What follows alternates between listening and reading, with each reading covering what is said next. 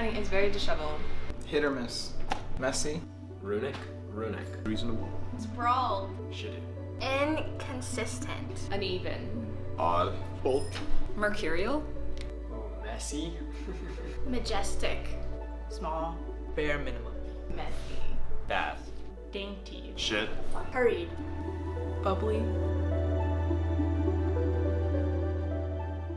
I like to write in uppercase, and that's the only way I can actually understand my handwriting. When it's in lowercase, I tend to scribble. My T's blend into my I's and E's and whatever. I find it easier to write in cursive than print, so all of my notes and everything are all in cursive, which makes it very hard to read for other people, but it's the only way that I know how to write. It stayed very childlike. I would say it's like there's not really anything sharp about it. It's very round. I can change it whenever I want to, and I can imitate other people's handwritings. So my handwriting kind of changes depending on who I'm friends with, like who I'm closest with at the time, and I tend to imitate that person's handwriting for some reason. You mentioned to me that you did calligraphy. Yeah. How long have you been doing that? How did you get into that?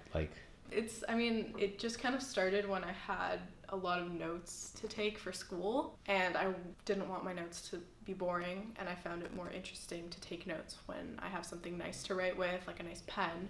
That kind of developed into nice handwriting and like different designs, and then I started making all of my titles colored, and calligraphy just kind of came to be.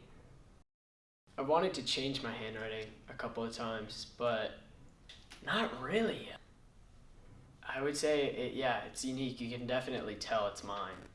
Depending on the type of writing that I'm doing, it changes. So if I want, if I'm writing a poem and I want it to look a certain way, then maybe I'll make my handwriting more straight, or if I want it to be more flowy poem, I'll make my handwriting more slanted. It depends on my writing.